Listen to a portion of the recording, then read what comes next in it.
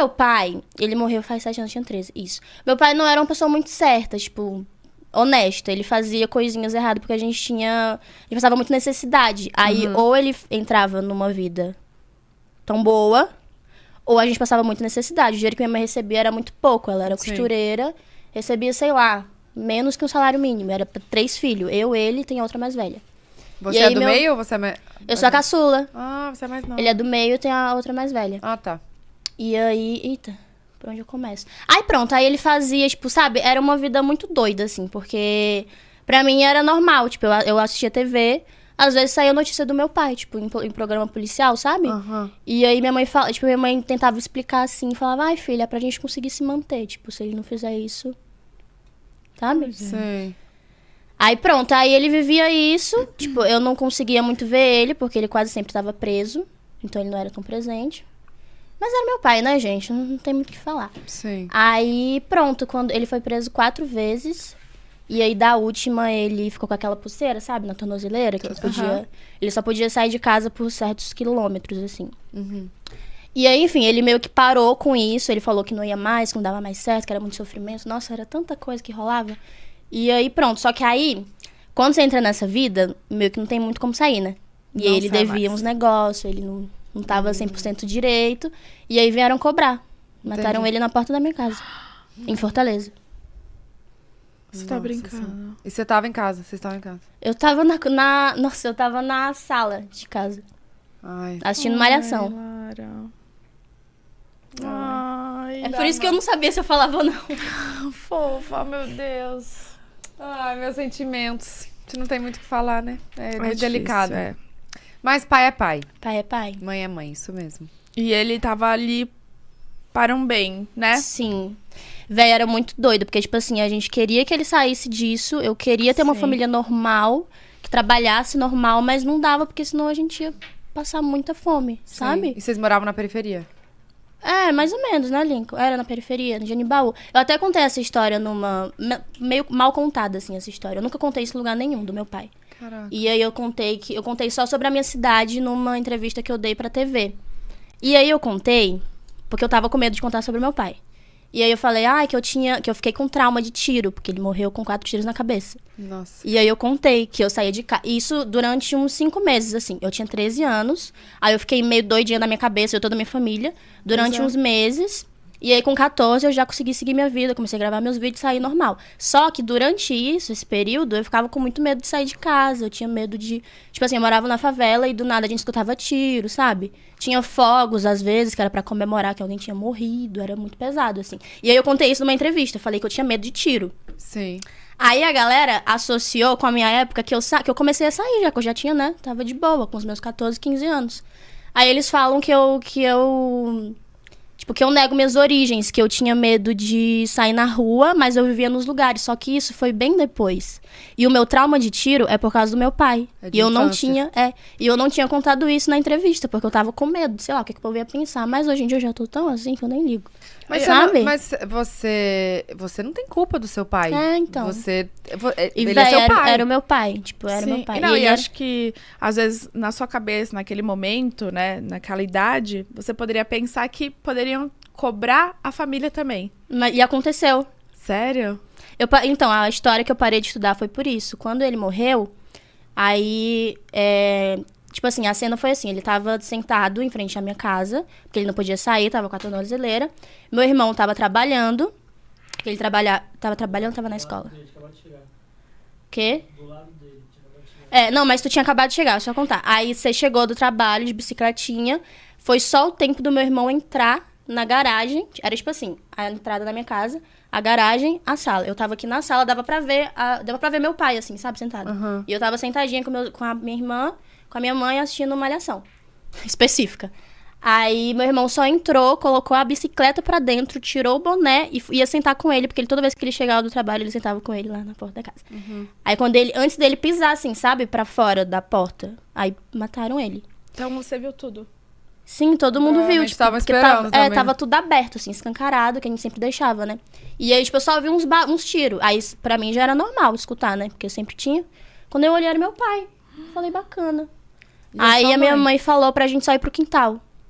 Que a gente tinha esse costume, tipo, Sei lá, tinha várias vezes que polícia chegava na porta da nossa casa pra, sabe, procurar meu pai e tal. E a gente corria pro quintal. Aí foi a mesma coisa. A gente achava que era, sei lá, polícia, alguma coisa. Mas era alguma coisa que ele devia, que a gente não sabe até hoje. E aí esse cara, ele não tá mais vivo hoje, né? Não tá. Porque ele foi um pesadelo. Depois disso, ele viu que meu irmão tava lá com meu pai. Ele começou a achar que meu irmão também era. Só que meu irmão matou nem a moça. Ele tinha acabado de chegar do trabalho dele. Bonitinho, fofinho. A gente ficou com muito medo nesse período. Tipo assim, ele saía pra trabalhar e esse cara morava lá pelas redondezas. E seu irmão trabalhava com o quê? Ele trabalhava numa oficina estofado, fazendo pezinho de sofá, sabe? Alumínio. Pois é. E aí ele continuou nesse trabalho. Eu continuava estudando normal, só que o cara morava nas redondezas. E aí, às vezes, ele, sei lá, seguia meu irmão no trabalho. Meu Deus. Juro por Deus, nossa, a gente passava muito nervoso. Teve uma época que foi tão pesado que aí eu parei de estudar, porque minha mãe falou, não dá mais, eu não tenho mais pais. Ela não conseguia ficar, sabe? Ela não conseguia nem trabalhar, porque ficava preocupada com esse menino e com todos os filhos, né? Lógico. E aí a gente falou que ela decidiu que a gente ia pra Sobral, morar em Sobral, é o interiorzinho do Ceará. É interior do Ceará? É. Tenho medo de errar. Aí a gente foi pra Sobral, porque uma parte da minha família mora lá. Aí a gente ficou eu fiquei na casa da minha prima. Aí ficou eu e ele. Minha mãe não podia porque ela tinha que trabalhar. E aí eu parei de estudar, tipo, eu não, sabe? Ela não conseguia me matricular porque tinha que fazer muito papel, era muita coisa. Ela tinha que cuidar da outra filha que era mais velha, que já tava começando a trabalhar também. E aí foi toda uma baldeação que eu não consegui terminar. E aí ficou vocês dois no interior e ela e a sua irmã Isso. Lá em Fortaleza. Lá em Fortaleza, na nossa casa. Porque aí elas tinham que viver a vida lá, né? Sim. E aí eu e meu irmão, quando a gente eu era mais novinha e ele era o do meio, a gente só ficava lá, tipo, eu ficava lavando os pratos da minha prima, ajudava ela em casa, ela tinha uma filhinha, eu ajudava a cuidar. E você tinha quantos anos nisso? 13, eu ia fazer 14. Faltava um pouquinho pra essa virada, sabe? Pra eu Sim. voltar pra Fortaleza. Aí a gente foi, eu lembro que a gente saiu dessa casa, que eu não consigo mais ver essa casa, nem foto. Ainda existe a casa? Existe, tá alugada, mas eu não vou lá nem a pau. Ah, é de vocês a casa, então? É, era nossa. A foto, a casa que vocês moravam. Isso, a casa que a gente morava, que aconteceu, tipo, muita coisa ruim, sabe? Inclusive o final desse babado. Não consigo ver por nada. A gente saiu de lá, fui morar na casa da minha avó, que era no mesmo bairro, assim. Aí foi nessa casa que a gente começou a viver melhor, tipo... Eu comecei a ter acesso à internet, que eu não tinha até então.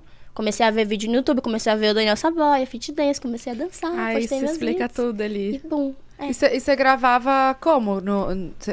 Com o seu celular? Eu tinha um celularzinho, um LGzinho, falei marca.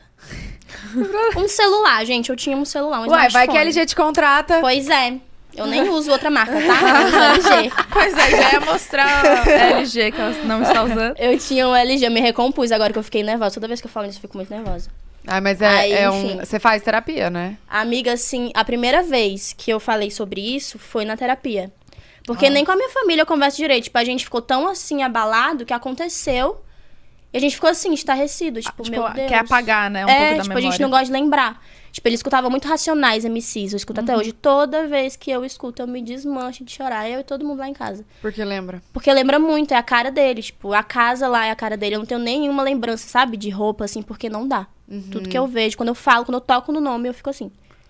Ai, emocionado. Aí, Oh, que bonitinha. Ah, é foda essas coisas, É né? babado. E, tipo assim, faz 7 anos, eu tava até falando pra amiga minha esses dias. Tipo assim, faz 7 anos, vai fazer 8. E eu lembro, parece que não é verdade. É que nem quando algum artista, assim, recente morre, né? A gente fica, meu Deus, é inacreditável. Tipo, parece que não aconteceu. Não cai a ficha, Não né? cai a ficha. Tipo assim, recente, mas tipo assim, faz 7 anos e não caiu a ficha. Parece que ele tá, sei lá. Eu tenho a impressão que ele tá preso, porque ele passava muito tempo preso. Eu tenho a impressão que ele tá preso e que ele vai voltar. Porque do nada ele voltava pra casa. Essa é a impressão que eu tenho. Sim. Ah, mas eu acho que a gente... Na vida a gente tem muitas perdas, né? Eu acho que cada um encara de um jeito. E se pra você é melhor você achar que ele tá viajando, que ele tá... Sim, eu tenho esse pensamento. Tudo bem, entendeu? Não cai a ficha, velho, não cai. Mas é muito difícil, as pessoas julgam muito. quando não passam, né? Quando não estão na pele. Então, eu nunca passei por isso, eu não consigo imaginar o que você sente. É muito delicado. E as pessoas precisam respeitar. E é a sua história, você não precisa ter vergonha. Você não precisa eu não tenho. culpar. Depois se culpar. que eu fiz a terapia, aí eu contei, tipo, foi a única pessoa, assim, porque só minha família sabia, nem meus amigos mais próximos. Tipo assim, nenhum amigo meu sabe disso, tô falando isso agora, ninguém sabe. Sim. Eu contei na terapia, e aí ela falou que eu precisava contar, tipo, que precisava tirar isso de mim, sabe? Porque parece um peso. Que toda vez que toca no assunto de pai, eu fico que bonitinha. Eu fico assim, eu travava, tipo, eu falava, não tenho pai, tipo, ele não tá mais aqui, e não contava, sabe, a história. Agora eu contei. Mas agora você colocou pra fora. Sim. Tirou esse peso e não Vou até precisa... tirar esse blazer. Tira. E é isso que a gente fala, não precisa se sentir culpada, é seu pai, gente. É É meu seu pai. pai. Então, uma coisa que eu aprendi na terapia foi na terapia, acho que foi. Que nem tudo que o nosso pai e nossa mãe nos ensinou é o certo. Mas eles só Exatamente. ensinaram o que eles aprenderam. E a gente sabia, tipo assim, eu era criancinha e eu sabia que aquilo não era certo. Meu irmão também, tipo, eu lembro que a galera da nossa rua, todo mundo se conhecia, né? A galera ficava, filho de peixinho, pode esperar crescer aí, vai ser igual. A gente cresceu, tá aqui.